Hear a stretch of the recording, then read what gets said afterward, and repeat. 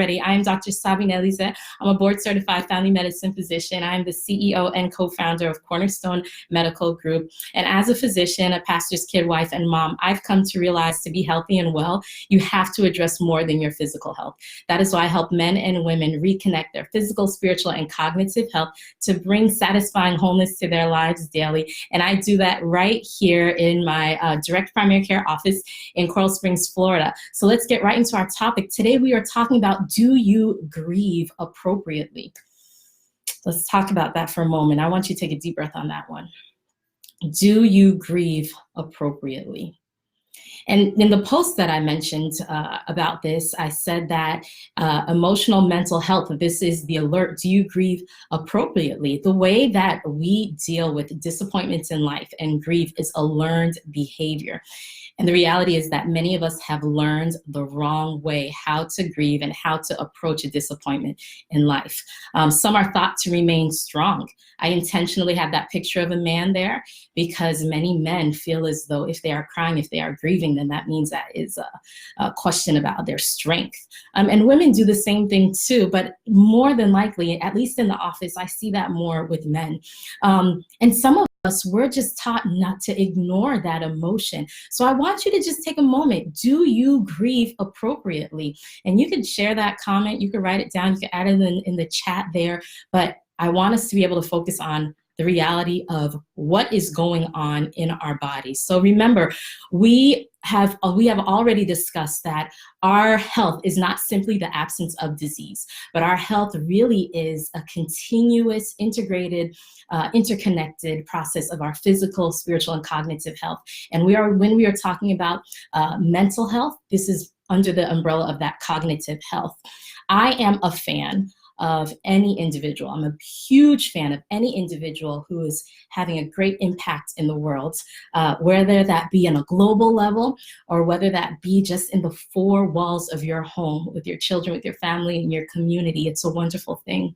So when there is a sudden passing of an individual that you don't expect to pass away, like recently, Kobe Bryant, it hits you. It's when life hits. When there's a disappointment that occurs, that's something to grieve. When you didn't get the job that you applied for, when you didn't get the promotion that you worked so hard for that young couple who's been trying long years and months in attempting to get pregnant, that's a huge disappointment.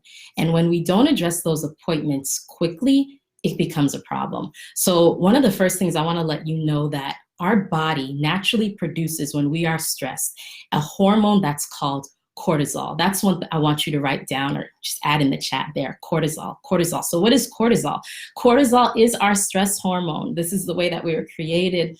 Our body makes it. And something that I love about the human body, the more I study it, is that our bodies do not forget anything. We can't hide from our bodies what's going on. So even for an individual who's not grieving appropriately, if you're not grieving a loss, a disappointment, the passing of someone important to you, then what will happen is your body will produce cortisol, cortisol, cortisol. And in high amounts of cortisol for long periods of time, they can actually cause chronic complications. Cortisol at high levels are known and go hand in hand with individuals being diagnosed with diabetes, hypertension, osteoporosis. Cortisol at high levels for an extended amount of time, it interferes with your memory. That's that fogginess that people get. It increases your fatigue and it decreases your immune system. So maybe you've noticed that too, that in the times, well, you're not too happy, that when life has the ups and downs. When you hit one of those down periods, it's just harder for you to remember. It's harder for you to concentrate. And then, of course, you just seem to be sick. Well, cortisol is doing what it's supposed to do, because why? Our bodies do not forget anything. I had a patient, and this patient was telling me that he was not taught and he did not learn how to grieve appropriately. So he is highly functioning. He is actually doing quite well in his career, but this emotional health portion, this grieving portion, a loss, a disappointment, he just doesn't do it. So he said to me one day that what he does is that in the moments that he feels like he really does have to cry, he actually goes and sits at funerals and cries, not necessarily for that person who's passed away, but for his own problems and the grieving that he hasn't done for his own disappointments in life.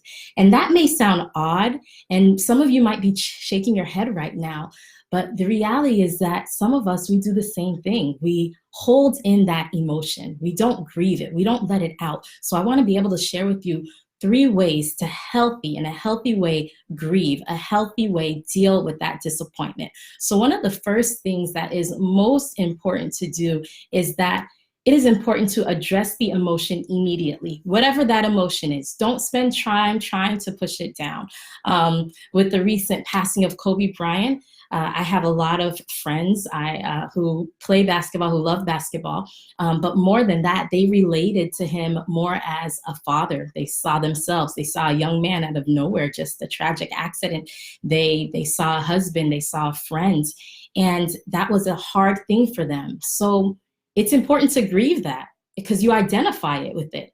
And don't think that it kind of sounds silly, but if there was some type of emotional response when you got that news, when you heard that news, then it's important to presently deal with it. Deal with that emotion presently. So that's one of the first things that's most important too when we are talking about grieving appropriately.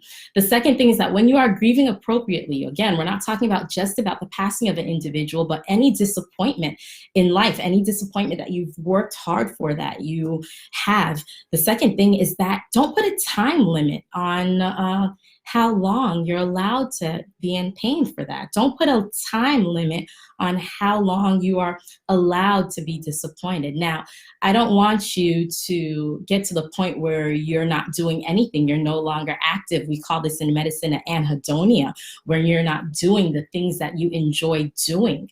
But there is no time limit on that event making you sad, on that disappointment making you sad. So this idea of get over it, absolutely not. That is not part of our discussion when we are speaking about grieving appropriately. There is no time limit, as long as you are not having those symptoms of anhedonia, of course. And then and that goes to say truly that you do not want to rush through. You do not want to rush through and addressing that disappointment correctly. And then finally, and I think this is the most important thing to do that often we do not do, is that we do not get the support that we need. We do not get the support that we need. And the reality is this: when you have a disappointment, when you have a loss of a loved one, when there's something that has happened in society that just brings a little hurt or heaviness to your heart, you need someone to help hold that space for you. It's too much space for you to hold by yourself. So that may be in a friend, that may be in a family member, but truly, I see it here. It might be with your physician. And even then, for me as a primary care physician, there are some patients where, hey, that's too heavy even for me to carry. So I have no problem recommending a therapist. And I think that's something important to write down. So if someone could throw that in the comment line, a therapist, to get the support that you need to go through that disappointment, to discuss it, to break it up, to really sift it out, to see what exactly is going on, because these are professional individuals who know how to do it. Family, honestly, what I see more and more in the primary care office is not necessarily this high blood pressure not being controlled because they're not taking their medications or because the medication's not working. I don't see that the diabetes isn't the A1C number is not getting better because they are, not exercising. What I see most times is that there is an emotional pain. There is a deep emotional mental component. And that doesn't mean crazy when we say mental. That means that there's a reality that you're human and you feel. In that sense, you have to address that emotional health too. And that's where a therapist can come in handy. So our top 3 things on the importance of why we need to grieve appropriately. If that's crying, then cry. Please cry. If that's taking some time off, then take the time off. But we have to grieve appropriately. And the top 3 that I mentioned to you is, number 1, feel the present pain, whatever pain that is, feel it, and don't try to push it away. Feel that disappointment in that moment.